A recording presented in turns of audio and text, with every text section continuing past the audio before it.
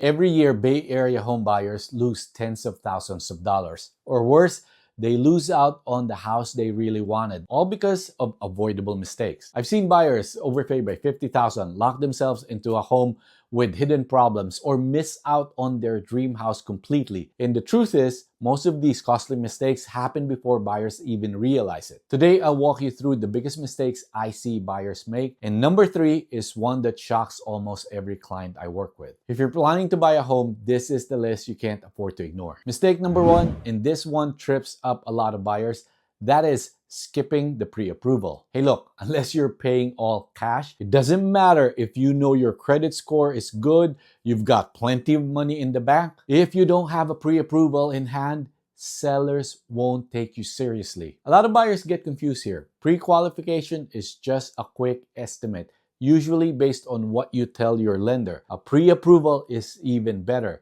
Being fully underwritten is where the lender has already verified all your income, assets, and your credit. That's what gives sellers confidence that you can actually close. And here's a big advantage most buyers don't realize. If you're fully underwritten and truly a strong buyer, you can sometimes waive your loan approval contingency upfront. That makes your offer looks like it's like cash. And in the Bay Area, that edge can be the difference between winning and losing the home you really wanted. Skipping the pre-approval doesn't just slow you down, it can literally cost you the house. Mistake number 2, and this one is easy to overlook.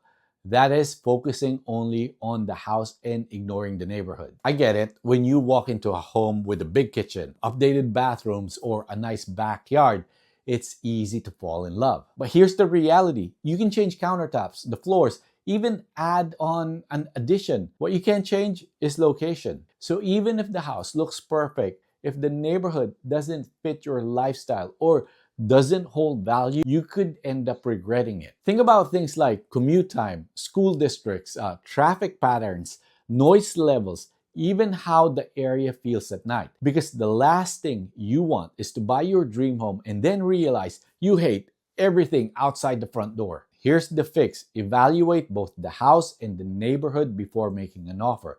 In the Bay Area, especially where every city and even every block can feel completely different, this step can save you from a very expensive mistake. All right, mistake number 3 in this one shocks buyers every time. That is waiving inspections or skipping due diligence. In a competitive market, buyers sometimes think, if I waive inspections, my offer will look stronger. And sure, it might, but here's the risk. You could be walking into a 6-figure problem without even knowing it. I've seen homes that looked amazing on the surface, but had hidden issues like foundation crack, outdated electrical, or sewer line problems. Skipping inspections might save you a few $100 up front, but those surprises after closing can cost you tens and thousands of dollars. And it's not just about inspections. Due diligence also means reviewing disclosures, permits, even checking neighborhood conditions. If you don't do this work, you're basically buying blind. Now, there are ways to stay competitive without skipping protection. For example, in some Bay Area sales, the seller provides inspection reports up front. In that case, you're not waiving due diligence. You're relying on reports already in hand. But making an offer with no knowledge at all, that's a mistake that can haunt you for years. Hey, quick pause here. If you're a buyer in the Bay Area, I put together a free home buyer's guide that walks you through the exact steps to avoid these costly mistakes, from financing to disclosures to making a winning offer. You can grab it using the link below. And hey, while we're at it, if you're enjoying this breakdown, don't forget to subscribe. I got more videos coming that dive deeper into Bay Area buying strategies. Mistake number 4, and this comes up a lot. If the seller has already provided pre-sale inspections and disclosures, that is, not reviewing and truly understanding those disclosures before making an offer. Like I said earlier, in the Bay Area, it's standard practice for sellers to provide full disclosure package up front. Things like home, pest, and roof inspections, plus reports on permits, repairs, or other known issues.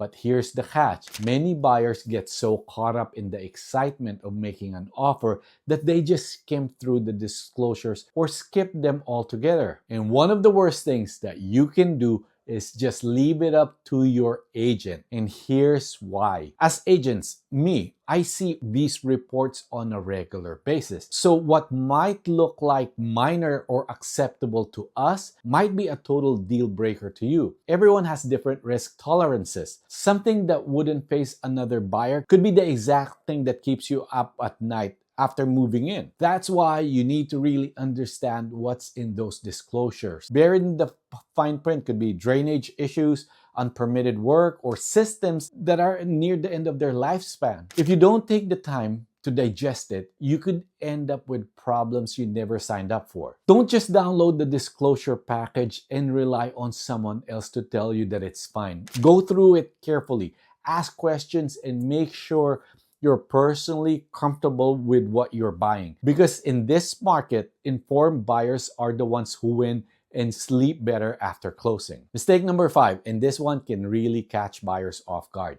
That is assuming that the disclosure package will always be available before you can make an offer. Again, in the Bay Area, it's common practice for sellers to provide full sets of disclosures upfront. But things are changing and you can't expect it 100% of the time. I've had buyers hesitate to even write an offer because they hadn't seen the disclosure package yet, only to get surprised when the property goes pending. Their reasoning is usually, I wanted to see the package first, and I get it. But here's the reality. You're not going in blind. As a buyer, you still have your contingencies in place to review the disclosures and inspections after your offer is accepted. Waiting for a package that might not come before a deadline can mean missing your shot on a great home. So be prepared to move forward even if all the disclosures aren't given to you upfront, especially if you like the house. Use your contingencies wisely, but don't let it, stop you from making an offer. Mistake number 6, and this one can quietly cost you the home you really want. That is not truly understanding your full budget. Here's what I mean. Let's say your pre-approval says 1.2 million, but the homes you actually like, the ones in the neighborhoods that feel right to you, are closer to 1.3 million. If you don't know your true budget, you might assume those homes are out of reach and settle for something that's just okay. This happened to us personally. When we were buying our first home, the house we really wanted in the neighborhood that we really wanted, it was about $25,000 more than what our pre-approval showed. Our lender never explained that we actually could have gone higher. So instead, we ended up with a place that was a total compromise. It would have been fine if we truly couldn't stretch it, but the reality is we could have. Now let me be clear here. I'm not saying you should push past your limits to buy more house than you're comfortable with. That's a fast track to buyer's remorse. What I'm saying here is you need to know your real numbers upfront. Sometimes a slightly higher price doesn't change your monthly payment as much as you'd think. And other times it does. The key is clarity. Don't just look at the top line of your pre-approval number. Sit down with your lender and break down what different price points means for your monthly payment, down payment, and cash reserves. That way, if the right home comes along at $25,000 or $50,000 over your initial target, you'll know with confidence whether it's truly possible or truly out of reach. Because in the Bay Area, being off by even a little can be the difference between a house you settle for and the home you actually love. Mistake number 7, and this one hits buyers hard, and that is getting too emotional during the process. Buying a home is personal. I get it. It's where you live, maybe raise a family, build memories. But the danger is letting your emotions drive your decisions instead of strategy. I've seen buyers fall in love with a house that they ignore red flags,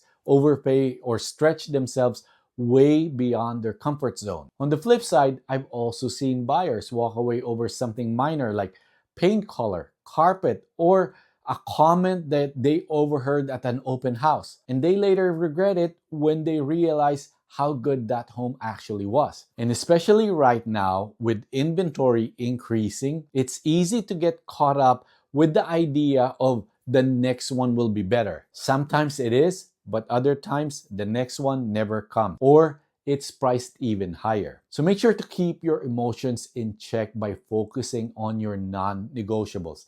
The things that truly matter, like location, size, schools, or commute. Everything else can usually be changed. Remember, you're not buying a fantasy. You're buying real property in a real market. Mistake number 8 in this one can be sneaky. It's trying to time the market. I hear it all the time. I'll just wait until prices drop. Or maybe rates will come down next month. The problem is no one can perfectly time the market. While you're waiting, the right home for you might come and go. Let's take Castro Valley for example. Prices peaked around 2021, then dipped in 2022 and 2023. But the drop was, it was just tiny, not the massive correction some buyers were waiting for. And guess what happened in 2024 and so far in 2025? Prices bounced back up. So, if you sat on the sidelines waiting for that perfect moment, you didn't just miss out. You're now looking at paying more. Focus less on timing the market and more on timing your life. If you're financially ready and you find a home that fits your needs, that's the right time. Because the cost of waiting isn't just about interest rate or prices. It's about missing out on a home you could have been living in and building equity all along. Here's a bonus mistake, and this one feels safe but hurts the most.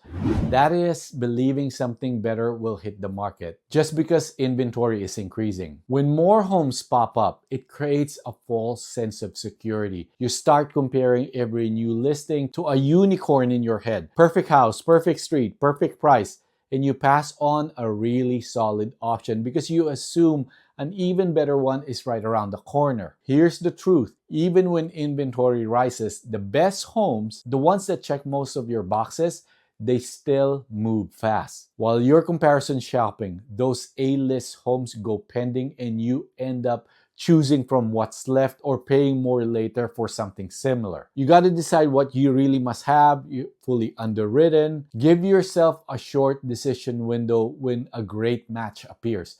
Don't let the something better else is coming mindset talk you out of the right house. Hey, Mac Rogers, hope you enjoyed that. Thanks for watching. Please hit the like button and subscribe.